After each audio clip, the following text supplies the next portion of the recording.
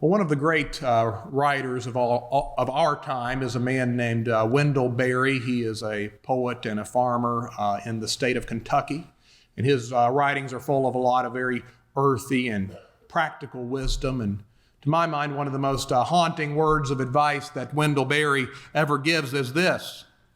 He says, "You have to be able to imagine lives that are not yours, or the lives of your loved ones, or the lives of your neighbors.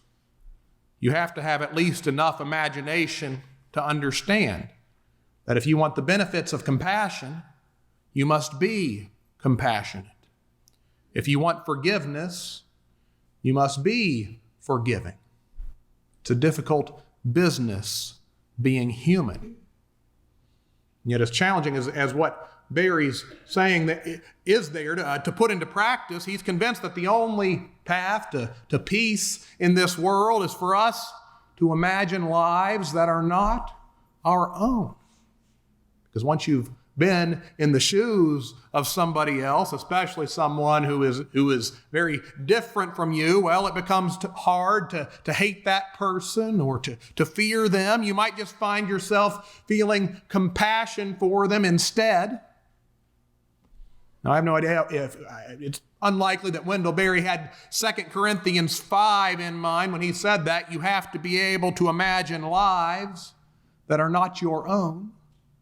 But he might as well have been thinking about that, because that kind of compassion for lives not your own is the heart of the gospel for the Apostle Paul. You could even say that for St. Paul, compassion is the defining feature of God, or at least how God has revealed himself to us in Jesus Christ. Because after all, let's not forget that the word gospel, it means good news. If you're ever wondering, well, what is the good news? What is the good news we're all about? 2 Corinthians 5, 16 to 21, it's an ideal place to turn. Because here we see the good news that the Apostle Paul gave his life for. It's the news that when we were farthest from God, God drew near to us. And actually, God did even more than just imagining from on a high what lives that are not God's own must be like. Instead, God put himself in the place of sinners like you and me. So that's what Paul's saying in a verse you could spend the rest of your life trying to understand, because there's such depth to it. 2 Corinthians 5:21. For our sake, he made him to be sin who knew no sin, so that in him we might become the righteousness of God. So in other words, God's compassion for us is so deep that it moved God to put himself into our shoes, even if that meant becoming sin for our sake. But now through God putting himself where we are, we find the way to where God is.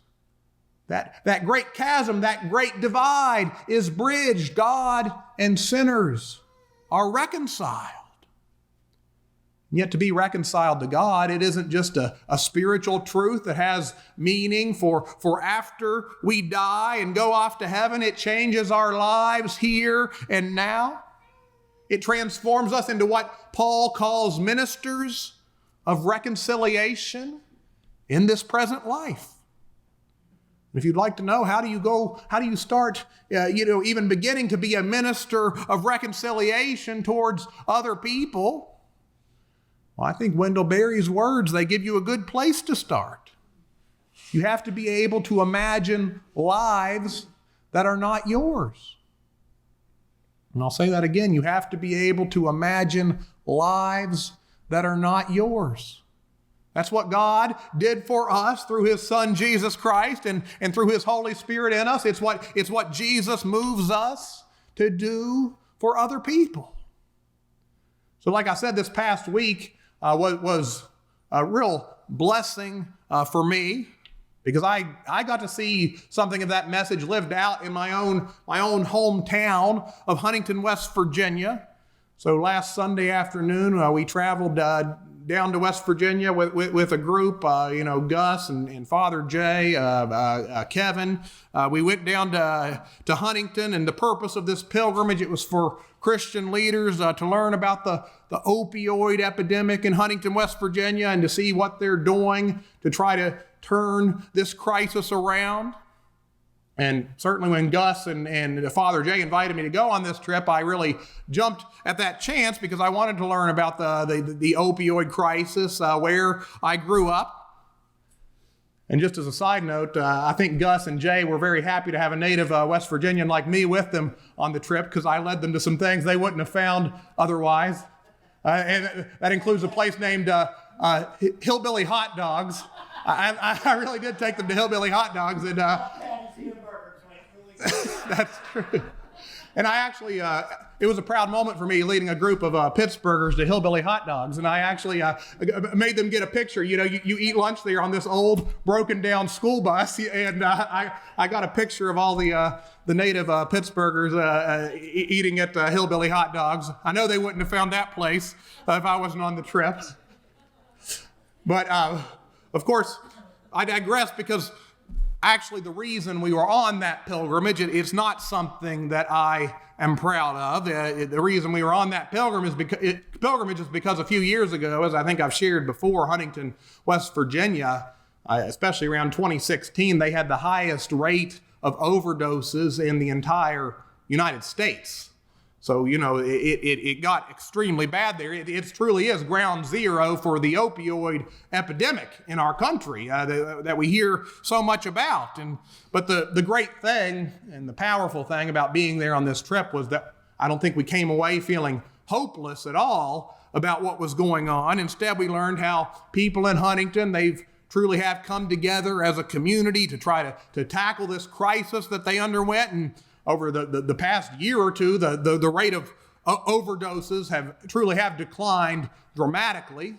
And that was a really good and powerful thing for me to hear, because since living away from West Virginia, I've heard a lot about how bad things have gotten in Huntington with the opioids. So it was wonderful to be there and see how things are turning around. But the most moving part of the pilgrimage, at least for me, it was when we met with the mayor of Huntington. We met with the police chief of Huntington, and we learned about the transformation in their own hearts over the past few years. The whole thing was kind of a strange experience for me. We had this meeting with the mayor at the very site where actually we had my wedding reception, so we were like there for a totally different purpose. But about 6 years, I think it was about 6 or 7 years ago, when things really started to get bad with the opioids in Huntington, well, the mayor shared that he and the police, the fire chief, they thought the best way to solve this crisis, and they thought it could be solved only if they managed to put the right people in jail. And they thought if they could do that, then the problem would be solved. And in the beginning, they spent quite a bit of money trying to throw drug dealers in jail. That they would shut down a lot of the drug houses that were around the city. But they found that for every drug house they shut down, at least 2 more would spring up in their place. They were not getting anywhere at all. And the mayor and the police chief, they had an epiphany. They had an epiphany when they realized that they were never going to arrest their way out of this crisis. So unless they were willing to look at the root causes of why people are turning to drugs in the first place, well, they never had a chance. And of course, well, needless to say, the whole problem is complicated. There are economic, there are medical, there are spiritual factors, I would say, behind the hopelessness and despair that would result in drug addiction. And a real solution, it's going to require addressing all of those issues. But a big part of the transformation in the mayor, his name is Steve Williams, Mayor Steve Williams' heart, it was getting to know families, getting to know people, getting to know families who've been devastated by this crisis, learning that when it comes down to it, they're no better or no worse than he is or his family. Even more, he shared what's helped him respond with compassion towards people who are addicted is to look at it in terms of his own struggle with diabetes. So Mayor Williams, he told us, he said as a diabetic, it certainly would be dangerous for him if he was to eat too many sweets. And, if he went on a binge on chocolate, something like that, that could potentially be fatal for him given his condition. He said the problem he has, though, is that he really, really likes chocolate. He likes to eat chocolate, and it's a constant battle for him to watch what he eats. But Mayor Williams said that he likes to imagine, what if one day he gave in to temptation? He ate enough chocolate to put him in a very bad place, medically speaking. Well, he said he can't think anybody would respond to his health crisis by saying, well, there's no point to reviving him. After all, he's just going to go back to eating chocolate again sometime, so we might as well let him die. Of course, nobody would respond like that because our culture's taught us to be understanding, to be compassionate towards those who have diabetes. But isn't it telling? Isn't it telling who we're willing to exclude from that circle of compassion? Mayor Williams, he's been blasted for his support for getting Narcan out into the streets, for supporting the clean needle exchange in Huntington, because some have the opinion that drug users deserve to die or to contract HIV or some other deadly disease. It was moving for us to hear the mayor and the police chief are both strong practicing Christians, and their faith will not allow them to go down that path. Instead, they long to be in the business of saving lives. And I saw their compassion as an inspiration. I saw in them the same compassion that Jesus has for me, sinner that I am. So friends, let me remind you what the Apostle Paul writes in 2 Corinthians 5:14-15. St. Paul says there, the love of Christ urges us on, because we are convinced that one has died for all. Therefore, all have died. And Jesus died for all so that those who live might live no longer for themselves, but for him who died and was raised for them. I don't know about you, but when I read those two verses, I think that all means all there, which means you've never met someone that Jesus Christ didn't deem worth dying for. My concern is if your heart is closed to someone else or to a group of people, be that drug users or addicts or whatever other person you might be afraid of, if your heart is closed to somebody else, you might be missing out on God's grace for yourself. You might be shutting your own heart to the God who is dying to reach you. Now, recently I've been listening to a book. It's by a Jesuit priest out in Los Angeles, California. His name's Father Greg Boyle. And Father Greg wrote this very powerful book. It's called Tattoos on the Heart, The Power of Boundless Compassion. In that book, Father Greg tells of his life, how for many years he's been in ministry with gang members and former gang members in LA, and he's the founder of this organization called Homeboy Industries. And the point of that group is to rehabilitate gang members, to get them back into society, to help them find jobs, and they do that in all kinds of ways. Throughout his life, Father Greg's found God through the lives and struggles of those our society would write off as trash. And he argues that only through compassion for the least of these will any of us be able to find God. But in the 1980s, Father Greg was first leading his people towards embracing those on the margins, and it wasn't without a lot of criticism and pushback from his congregation. And many didn't like that through programs like AA and NA, their church was becoming a home for the people nobody else wanted, even though Greg was arguing to his people that that's what made them a church. But things got very controversial real fast when they decided, the church decided they were going to address the large population of people who were homeless living around the church. And the church decided they were going to allow homeless people to sleep in their buildings at night. And they decided they were going to let women and children sleep in this old unused convent that they had next door to the church building. And they allowed homeless men to actually sleep in the sanctuary at night. And needless to say, there was a lot of pushback from the folks who didn't like this. And one reason for that pushback was because of how badly the sanctuary started to smell on Sunday mornings. Since there'd just been a sanctuary full of homeless men sleeping on the pews the night before. And even though people from the church would get there early, no matter how much Febreze they sprayed or incense they brought in, it just never quite cut it. But one Sunday morning, Father Greg decided he was going to address head on what everybody was thinking. He was going to speak to it directly in his homily. So that morning, he began his sermon by looking at his people and asking them a question. He said, "What's the church smell like right now?" And at that, most people were mortified. They started looking down. They refused to make any eye contact with them, but he persisted and he said, "Come on now, what's the church smell like?" And it was silent for a moment, and finally, one older member of the church yells out, "It smells like feet." And, he was at least willing to say what everybody else was thinking. "Well, excellent," Pastor Greg responded, but he says, "But why does it smell like feet?" And to that, one woman responds, "Well, because many homeless men slept here last night." And Father Greg thought for a moment, and he says, "Well, why would we let that happen here?" He was silent for a moment, and finally someone speaks up and says, "It's what we committed to do." And another voice says, "It's who we are."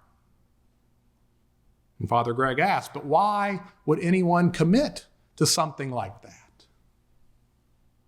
And the folks in the congregation pause, and finally somebody answers, "It's what Jesus would do." Well, then the preacher asks, "What does the church smell like now?" At that, a man stands up and shouts, "It smells like commitment." Another woman waves her hands in the air and says, "It smells like roses in here." Everybody laughs at that, but as they did so, there was a newfound connection in that congregation, a kinship, because they were embracing somebody else's odor as their own. But of course, it wasn't the smell, the stink in the sanctuary that had changed. It was how they approached it, how they looked at it. Because from then on, whenever the congregation would come into the church on Sunday morning and they picked up the odor left by homeless men who'd been sleeping there in the sanctuary, well, it smelled like God to them. It smelled like the God we know in Jesus Christ. So like Wendell Berry says, you have to be able to imagine lives that are not your own. And once you can do that, you just might meet Jesus Christ for yourself. But friends, if you're having trouble imagining lives that are not your own, remember these words.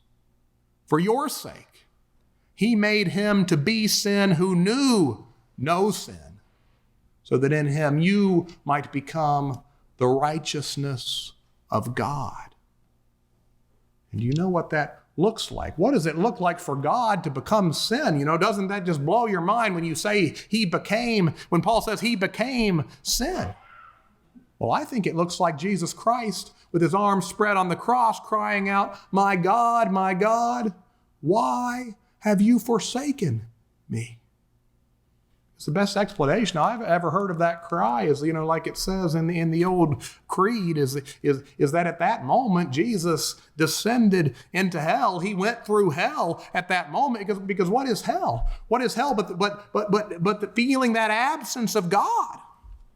But the good news is that Jesus was forsaken at that moment so that you and I would never be forsaken. He became sin, descending into hell for your sake.